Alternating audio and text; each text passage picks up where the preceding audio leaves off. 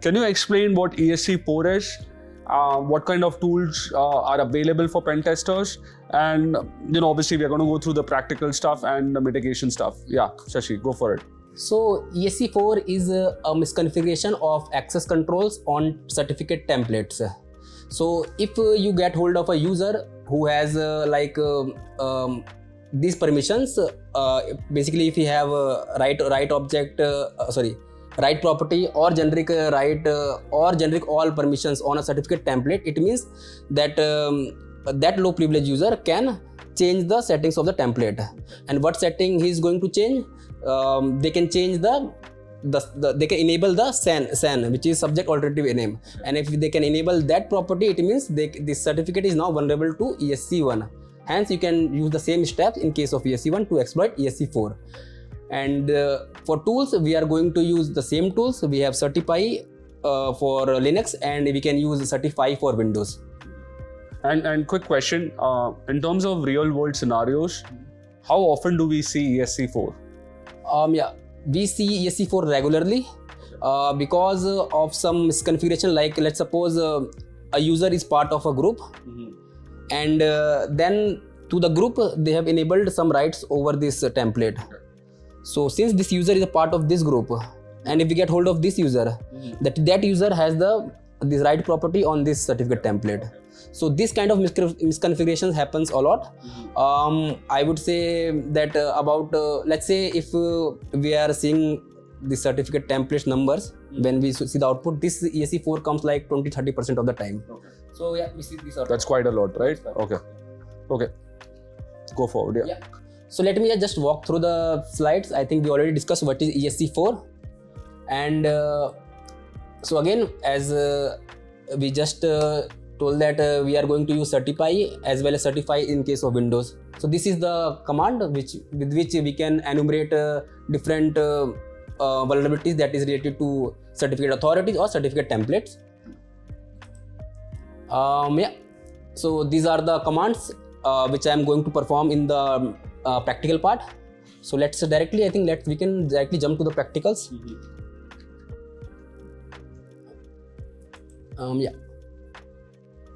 So since I'm going to basically copy paste the command and explain what these commands are, because if I'm going to write each and every, it will going to be a long podcast. So that's why. Okay. Anyway, so I think let's suppose that we have this user David, and using the credentials of this user we can enumerate using Certify tool. So we will use the find module, specify the username, password, then we will mention the DC IP. The target IP is same your CA IP. Basically in this lab, CA and DC are on a same server. So that's why you see the DC and target IP are same here. And then vulnerable flag is to find the certificate templates that are vulnerable. STD out for showcasing the output on the screen, and enable flag is used to basically give all the templates that are enabled. So let's hit enter. And if we see, I think in the previous podcast we already fixed ESC1, 2, 3, but this time we have another certificate template which is ESC4. And the name of the certificate template is super secure template. And this is enabled. Client authentication is again true. And the main thing here is that this domain users has these properties, which is right DACL or right owner or right property over this certificate templates. Super secure template, right? So since every user is part of domain users group, hence they get these rights as well. So there are scenarios where we see that in one of my engagements, I saw that these rights were given to domain computers group. Okay. And since every user has a right to create up to 10 machine accounts, so we can create a computer object, and then using that object, using the credential of the computer object, we can also do that. So it was just one of the scenario that I found in my engagement. But in this case, domain users has the privileges, the right privileges over the certificate template. Okay, so you could say this is kind of like an extension of ESC1 because you're going to make it vulnerable to ESC1. Yeah, One, okay. 2, 3. All 3. Okay. Yeah. since we can change anything in this template, so that's why. So this is the command. So I will explain this command.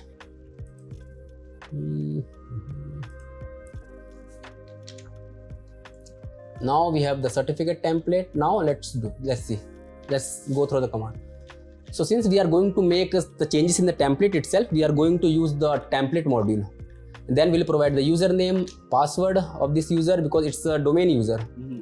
And this is the template name, which is super secure template. The target IP is the CA IP. And then this save old flag is to save the previous configuration, since we are going to make changes, right?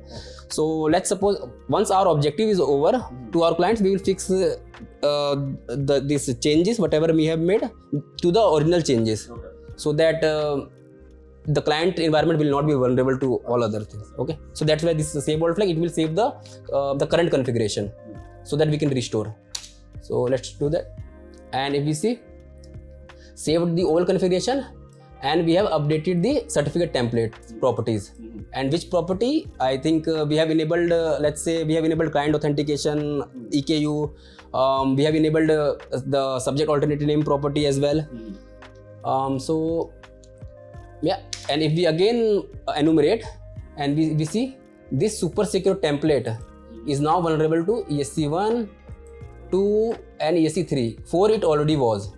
Okay, now we can just use the same steps we did in case of ESC1, where we specified the subject alternative name of a domain administrator and get the certificate on behalf of that domain administrator, and from that certificate we got to the anti-hash of the as well as the TGT of the domain administrator. So that's what we are going to do again here, same steps. Yeah.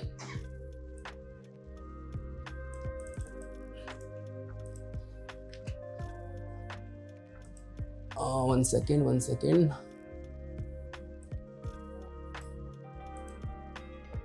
Yeah. Okay. Yeah, let's go over these commands. So what I am doing here? So using the certify, I am using the request module, specifying the password, a username and the password. Target is the CA IP. And again the name of the certificate authority, which is secure-CA.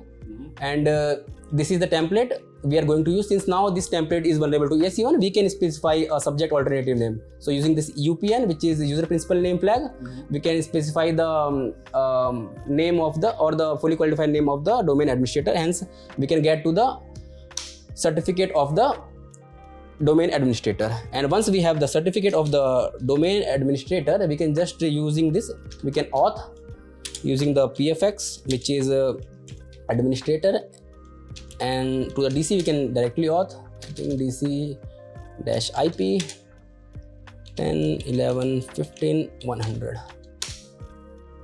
And if we see, if we get to the anti-hash as well as the TGT of the, this is the TGT of the domain administrator and this is the hash. So again this tool is using unpack the hash attack to get to the hash from the TGT. Okay, so 3 steps and you are domain admin, right? Okay.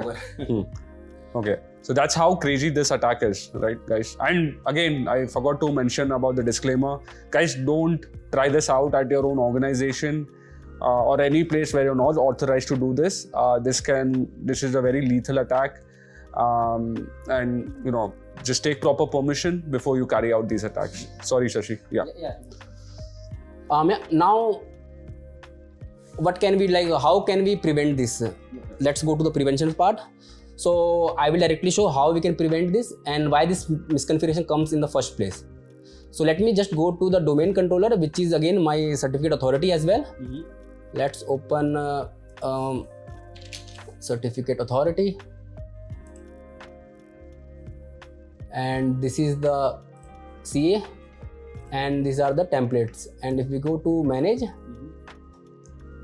I think we have this super secure template. Let's see where it is. Okay, here it is. Okay, so if you look at the properties, I think we have already changed this. That's why it is showing here. But if the main thing here is this, if we go to the security, it has now changed. Okay, I think it has already changed to basically to give these rights to all the authenticated users. But in the scenarios, what we have to do, basically what we can do, let's suppose if there is a domain user. Okay, let me just show you quickly how maybe what you can do is load the original okay. certificate. Okay, then I think that's the best we can do here to showcase what was the misconfiguration. So let's load it. Let me just quickly copy this command. Paste here. So again, let's see. To basically change it back to its previous configuration that we just saved. So again, same thing, just the another flag which is configuration is the JSON file. So if we see here, it was saving it in this file, which is supersecure.json, the old configuration. Then we will restore it. Let's do that.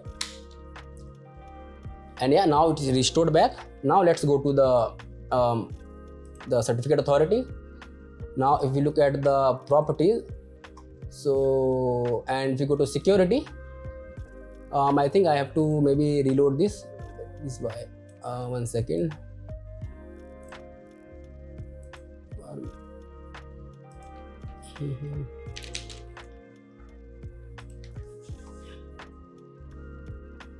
Again, same thing, go to the certificate templates, manage super secure template, this one. Go to the properties and go to the security tab, and if we see, we have now restored it back to the original configuration. So this was the original configuration. And where was the misconfiguration? It's here, that the domain users of this security.redfox.local domain has these rights, read as well as write. Since these users, which are low privilege user, so any user is part of a domain user, so they can just change the configurations. And we saw which configuration we changed to make it vulnerable to ESC1. I think we enabled this flag, supplied the request. Yeah. So again, how to prevent this attack? Basically, we can just remove this right from this object. It looks like there is another domain. I think it's already have. Also, generally, if there is no need to provide enrollment rights as well to these low privilege users, we can just disable this as well for this domain user as well. So looks like this is correct. Or maybe we can remove this altogether as well. If you want, we can remove it. So I think let's remove it. I think that's the best thing because we don't want anybody else to come here and do some misconfigurations here. Okay, so let's remove this. Let's remove this as well. Now, if we see, only the required administrator who needs access to this template, they have now the access. Now let's apply this. Click OK. Let's go back to our Kali machine, and if we try to find it,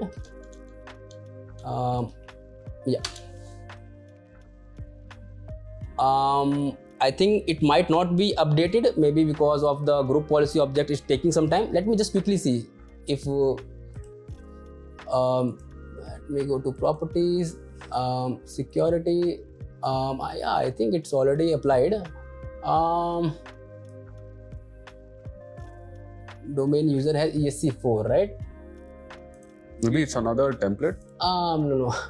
I think why it's showing ESC4. Let me. I think I got the idea why. Okay, it's the same template. Yeah, it's the same template, but let me try one more time, and then I think the issue that I am thinking it might be that issue. So let me just quickly do that. So let me just update the group policy as well.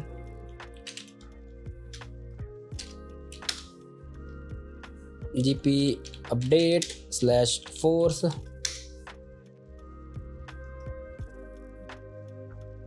In the meanwhile, let me check the privileges over this certificate authority itself. So let's do that. Properties. Okay, 1 second. Let me just whether this is completed or not. Okay, this is completed, and let me just quickly go back here. Now let's see again. I think it was just taking some time, so that was the reason it was not coming up. Okay. Usually it will take some few seconds to minutes to sometimes hours as well to get these changes reflected. reflected. So yeah, as we can see that we have now prevented ESC4. Okay. So yeah, again, just to give our audience a brief, what we did here. So we found a certificate template, which is super secure template, which was vulnerable to ESC4, meaning that low privilege users have generic right, or basically right permissions on this certificate template, and using these rights, we can change the properties of this template. Like we have changed the EKU as well as the SAN property, And also, I guess the enrollment rights as well, right? yeah, enrollment rights, okay. yeah, correct. Yeah, so that's what we have changed, and then we have just used the ESC1 thing, which is supplied the UPN of a domain administrator to get to the certificate of the domain administrator and get to the hash. So that's where our objective was over. Then we restored the certificate template back to its original configuration. And then you went through the... Prevented it. Okay. Yeah, so now let me go back to my slides here.